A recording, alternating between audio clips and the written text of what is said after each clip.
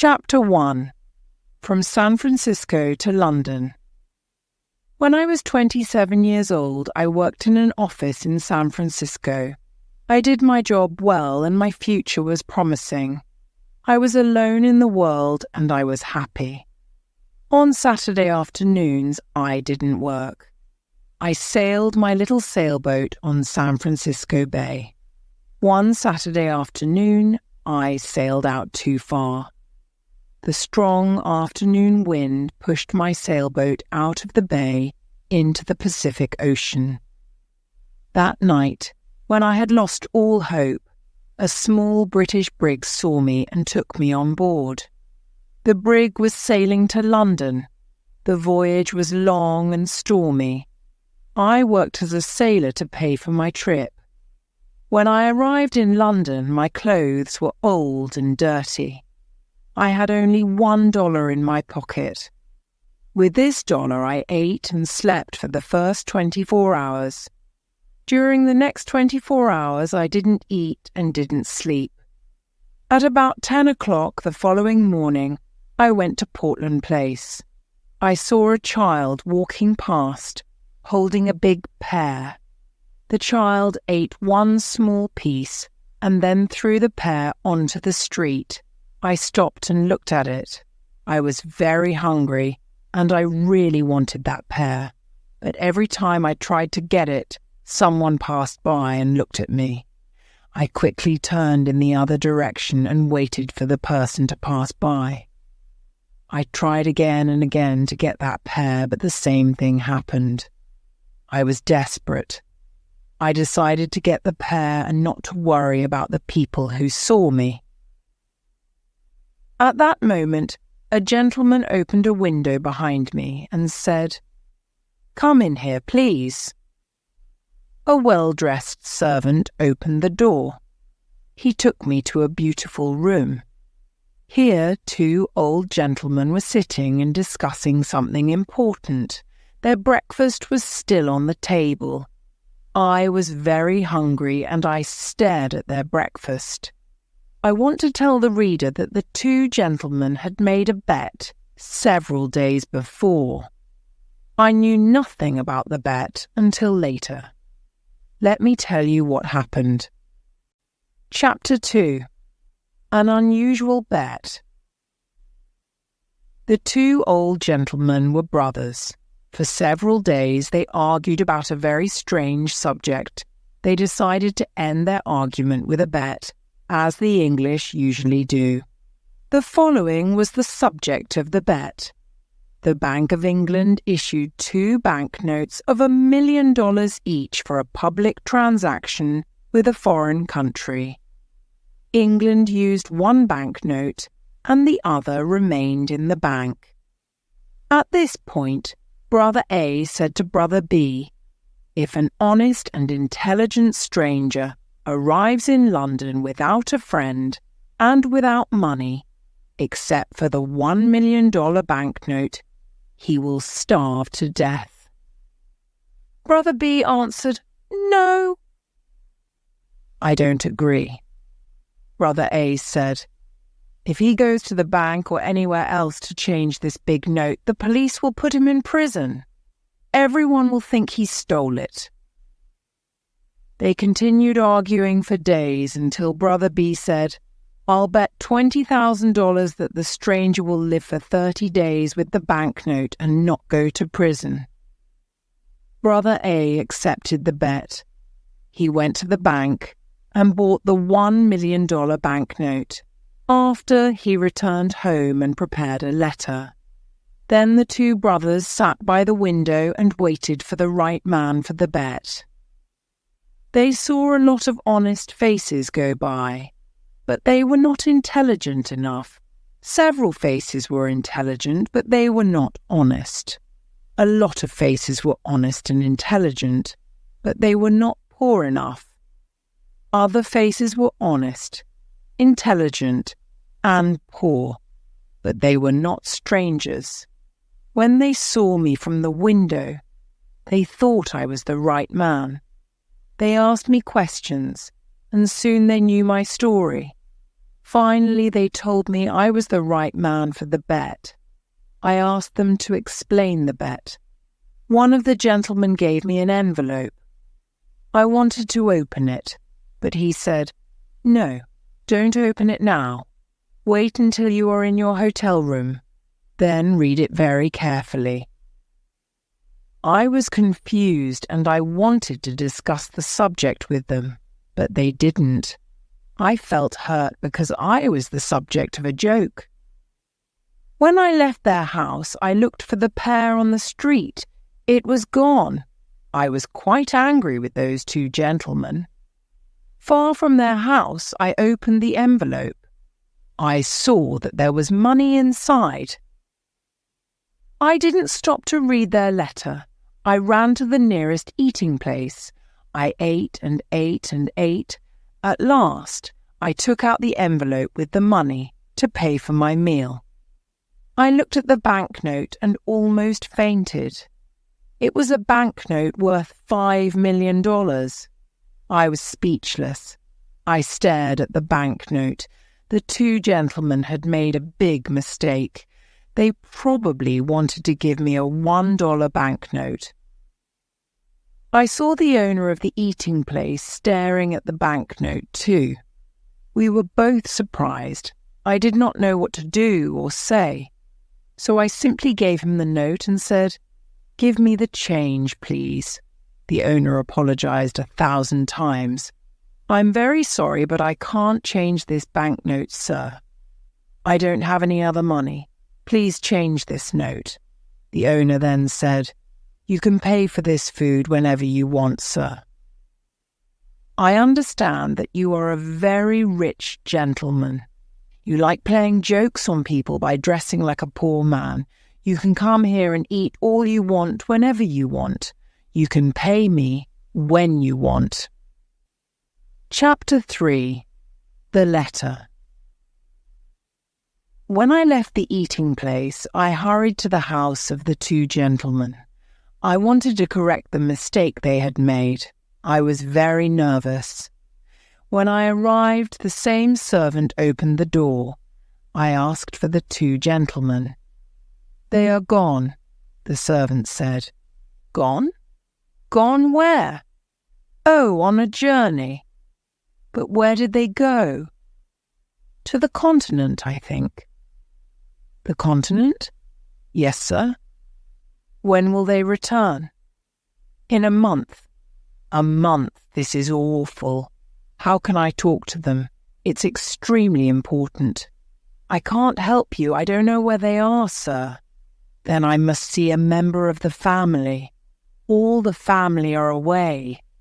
"They are in Egypt and India, I think." Before leaving, the two gentlemen made an enormous mistake. They will certainly return home tonight. Tell them that I came here to correct the mistake. I'll return tomorrow. I'll tell them if I see them, but I won't see them. Sir, you must not worry because everything is all right. They will be here on time, and they will see you then. Goodbye. I was confused. My head was in a fog. I did not understand what the servant told me. The letter, I remembered the letter. This is what it said. "You are an intelligent and honest man. You are also poor and a stranger. In this envelope, you will find some money. It is yours only for 30 days. At the end of 30 days, return to this house. I have a bet on you. If I win this bet, you can have any job with any salary that you want." There were no signature, no address, no date on the letter. How strange. I didn't know what to think. I went to a park, sat down and thought about what to do. After an hour, I reached the decision that follows. The two old gentlemen are playing a game that I don't understand. They are betting on me. But at that time, I didn't know anything about the details of the bet. If I go to the Bank of England to return the banknote, the bank will ask me lots of questions. If I tell the truth, no one will believe me. They will put me in an asylum. If I tell a lie, the police will put me in prison. I can't even give it to anyone because no honest person will want it.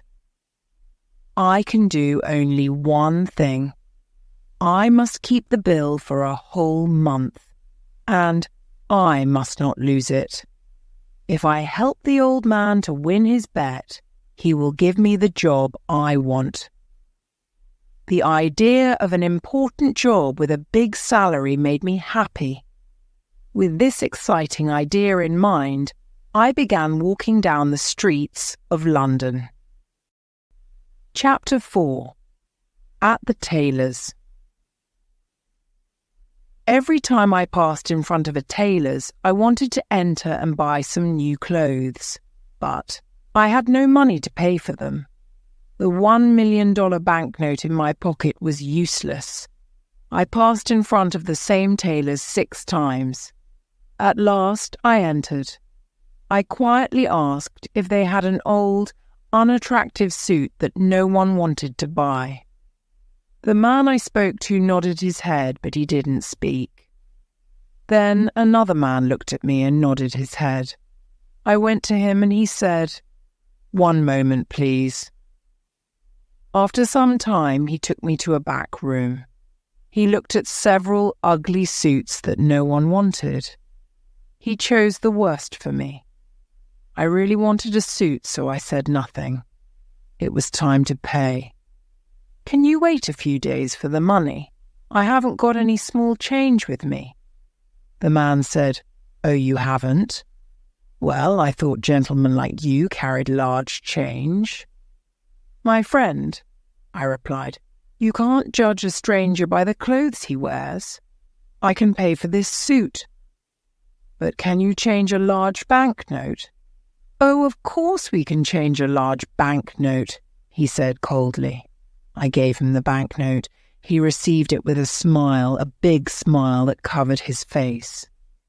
When he read the banknote, his smile disappeared. The owner of the shop came over and asked me, "What's the trouble?" "There isn't any trouble. I'm waiting for my change." Come, give him his change, Todd. Quickly," Todd answered. "It's easy to say, but look at the banknote." The owner looked at the banknote. Then he looked at my package with the ugly suit.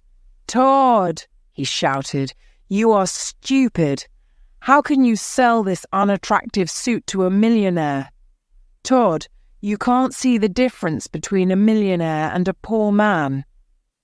"I apologize, sir," the owner continued. "Please take off those things you are wearing and throw them in the fire. Put on this fine shirt and this handsome suit. It's perfect for you. Simple but elegant." I told him I was very happy with the new suit. "Oh, wait until you see what we can make for you in your size. Todd, bring a pen and a book. Let me measure your leg, your arm." I didn't have a moment to speak. The owner measured me. Then he ordered his tailors to make me morning suits, evening suits, shirts, coats, and other things. "But my dear sir," I said, "I can order all these things only if you change my banknote, or if you can wait a while before I pay you." "Wait a while. I'll wait forever. That's the word. Todd, send these things to the gentleman's address. Let the less important customers wait. What's your address, sir?" "I'm changing my home. I'll come back and give you my new address," I replied. "Quite right, sir. Quite right. Let me show you to the door, sir." "Good day, sir. Good day." Chapter 5. The Poor Millionaire. The impossible happened. I bought everything I wanted without money. I showed my banknote and asked for change, but every time the same thing happened. No one was able to change it. I bought all that I needed and all the luxuries that I wanted. I stayed at an expensive hotel in Hanover Square. I always had dinner at the hotel, but I preferred having breakfast at Harris's simple eating place. Harris's was the first place where I had a good meal with my $1 million note. That's where it all started. The news about me and my banknote was all over London. Harris's eating place became famous because I had breakfast there. Harris was happy with all his new customers. I lived like a rich, important man. I had money to spend. I lived in a dream. But often, I said to myself, remember, this dream will end when the two men return to London. Everything will change. My story was in the newspapers. Everyone talked about the strange millionaire with the $1 million note in his pocket. Punch magazine drew a funny picture of me on the front page. People talked about everything I did and about everything I said. They followed me in the streets. I kept my old clothes and sometimes I wore them. It was fun when the shop owners thought I was poor. Then I showed them the banknote and, oh, how their faces changed. After 10 days in London, I went to visit the American ambassador. He was very happy to meet me. He invited me to a dinner party that evening. He told me that he knew my father from Yale University. He invited me to visit his home whenever I wanted. I was glad to have a new, important friend. I thought to myself, I'll need an important friend when the story of the $1 million note and bet comes out. I want the reader to know that I plan to pay back all the shop owners who sold me things on credit. If I win the bet for the old gentleman, I thought, I will have an important job. With an important job, I will have a big salary. I plan to pay back everyone with my first year's salary. Chapter 6. The Dinner Party. There were 14 people at the dinner party. The Duke and Duchess of Shoreditch and their daughter, Lady Anne Grace Eleanor de Bohun, the Earl and Countess of Newgate, Viscount Cheapside, Lord and Lady Blatherskite, the ambassador and his wife and daughter, and some other people. There was also a beautiful 22-year-old English girl named Portia Langham. I fell in love with her in 2 minutes, and she with me. After a while, the house servant presented another guest, Mr. Lloyd Hastings. When Mr. Hastings saw me, he said, "I think I know you." "Yes, you probably do." "Are you the... Yes, I'm the strange millionaire with the $1 million note in his pocket." Well, this is a surprise. I never thought you were the same Henry Adams from San Francisco. 6 months ago, you were working in the offices of Blake Hopkins in San Francisco. I remember clearly. You had a very small salary, and, at night, you helped me arrange the papers for the Gould and Curry Mining Company. Now you're a millionaire, a celebrity here in London. I can't believe it. How exciting. I can't believe it either, Lloyd. Just 3 months ago, we went to the Miners' Restaurant. No, it was the Watcheer Restaurant. Right, it was the Watcheer. We went there at 2 o'clock in the morning. We had steak and coffee. That night, we worked for 6 long hours on the Gould and Curry Mining Company papers. Do you remember, Henry? I asked you to come to London with me. I wanted you to help me sell the Gould and Curry gold mine shares. But you refused. Of course I remember. I didn't want to leave my job in San Francisco. And I still think it's difficult to sell shares of a California gold mine here in London. You were right, Henry. You were so right. It is impossible to sell these shares here in London. My plan failed and I spent all my money. I don't want to talk about it. But you must talk about it when we leave the dinner party. You must tell me what happened. Oh, can I? I really need to talk to a friend, Lloyd said with water in his eyes. Yes, I want to hear the whole story, every word of it. Thank you, Henry. You're a true friend. At this point, it was time for dinner. Thanks to the English system of precedence, there was no dinner. The Duke of Shoreditch wanted to sit at the head of the table. The American ambassador also wanted to sit at the head of the table. It was impossible for them to decide, so we had no dinner. The English know about the system of precedence. They have dinner before going out to dinner. But strangers know nothing about it. They remain hungry all evening. Instead, we had a dish of sardines and a strawberry. Now it was time for everyone to play a game called cribbage. The English never play a game for fun. They play to win or to lose something. Miss Langham and I played the game, but with little interest.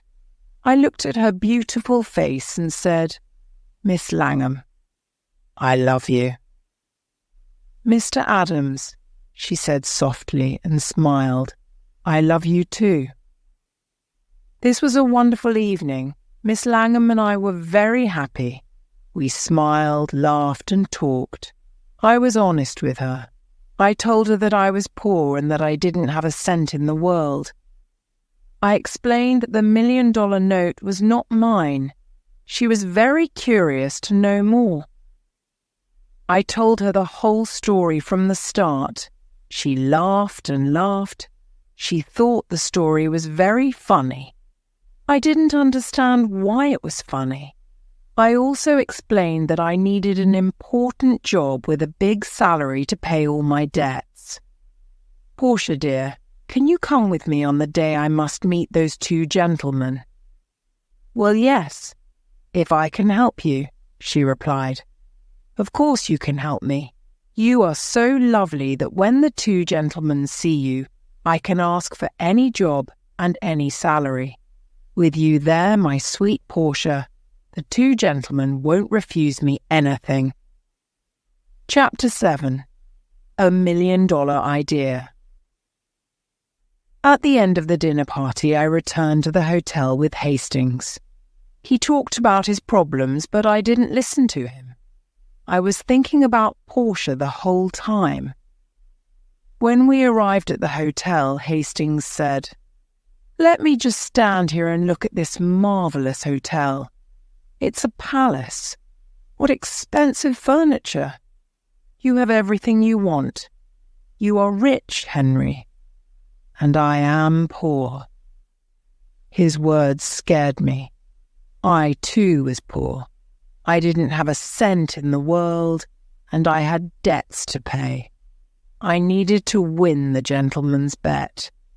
This was my last hope. Hastings didn't know the truth. Henry, just a tiny part of your income can save me. I'm desperate, Hastings cried.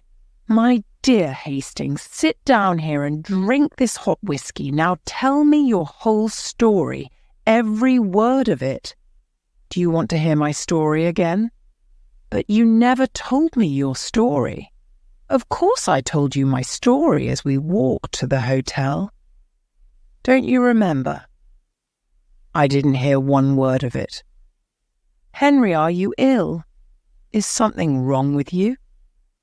What did you drink at the dinner party?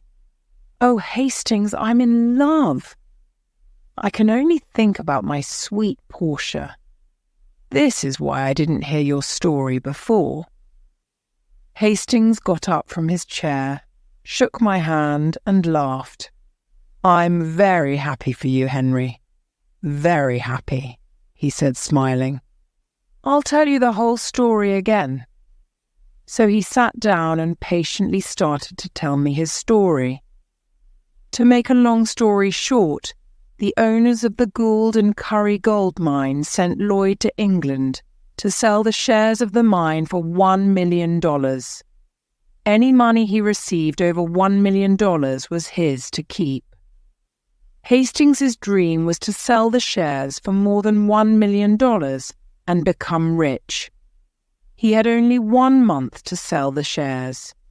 He had done everything to sell them, but nobody wanted to buy them.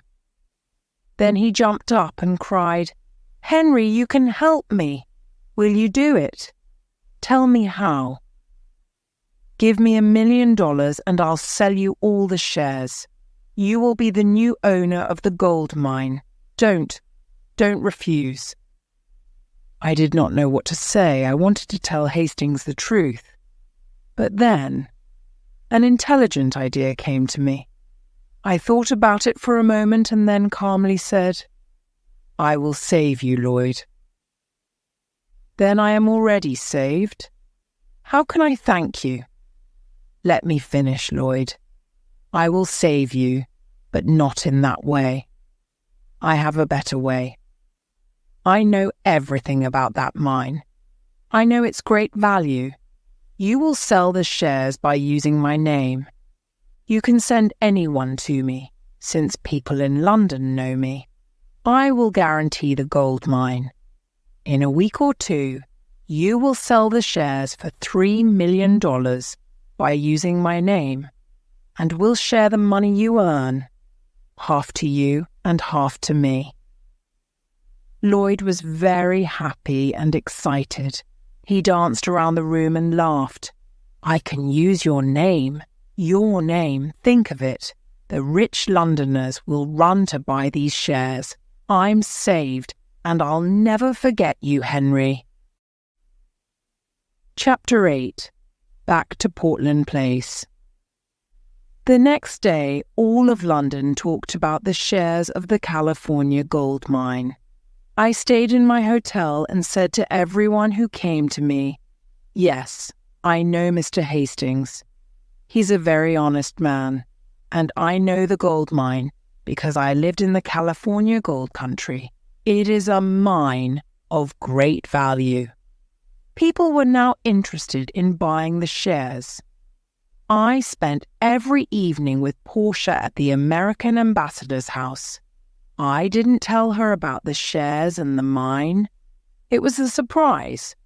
We talked about our love and our future together. Finally, the end of the month arrived. Lots of rich Londoners bought the shares of the mine. I had $1 million of my own in the London and County Bank, and Lloyd did too. It was time to meet with the two old gentlemen. I dressed in my best clothes and I went to get Portia. Before going to Portland Place, Portia and I talked about the job and the salary. "Portia, you are so beautiful. When the two gentlemen meet you, they will give me any job and any salary I ask for. Henry, please remember that if we ask for too much, we will get nothing. Then what will happen to us?" "Don't be afraid, Portia." When we arrived, the same servant opened the door. There were the two old gentlemen having tea. They were surprised to see Portia. I introduced her to them. Then I said, "Gentlemen, I am ready to report to you." "We are pleased to hear this," said one gentleman. "Now we can decide the bet that my brother Abel and I made. If you won for me, you can have any job in my power. Do you have the $1 million note?" "Here it is, sir." And I gave it to him. "I won," he shouted. "Now what do you say, Abel?" "I say he survived, and I lost $20,000. I can't believe it." "I have more to tell you," I said, "but it's a long story. I'll tell you another time. For now, look at this." "What?" "A certificate of deposit for $200,000. Is it yours?" It's mine. I earned it by using the banknote you lent me for a month." "This is astonishing. I can't believe it." Portia looked at me with surprise and said, "Henry, is that really your money? You didn't tell me the truth." "No, I didn't. But I know you'll forgive me." "Don't be so sure. You told me a lie, Henry." "Dearest Portia, it was only for fun. Come, let's go now." "But wait, my gentleman said. "I want to give you the job and the salary you choose." Thank you with all my heart. But I don't want the job." "Henry, you didn't thank the good gentleman in the right way. Can I do it for you?" Portia said. "Of course you can, my dear." Portia walked to my gentleman, sat on his lap and kissed him on the mouth. Then the two old gentlemen shouted and laughed. I was amazed. What was happening? "Papa," said Portia, "Henry doesn't want your job. I feel very hurt." "Darling, is that your father?" I asked. "Yes, he's my stepfather, a dear man. Now do you understand why I laughed when you told me your story?" "My dearest sir," I said, "I want to take back what I said. There is a job that I want." "Tell me." "I want the job of son-in-law." Well, but you were never a son-in-law before. Do you know how to do this job? Try me, please, try me for 30 or 40 years, and if, oh, all right, take her. Were Portia and I happy? There aren't enough words in the dictionary to describe our happiness. When the Londoners heard the whole story of my adventures with the banknote, they talked of nothing else. Portia's father took the banknote back to the Bank of England and cashed it. Then he gave us the cancelled banknote as a wedding present. We put it in a picture frame and hung it on the wall in our new home. And so I always say, yes, it's $1 million banknote, but it only bought one thing in its life, the most valuable thing in the world, Portia.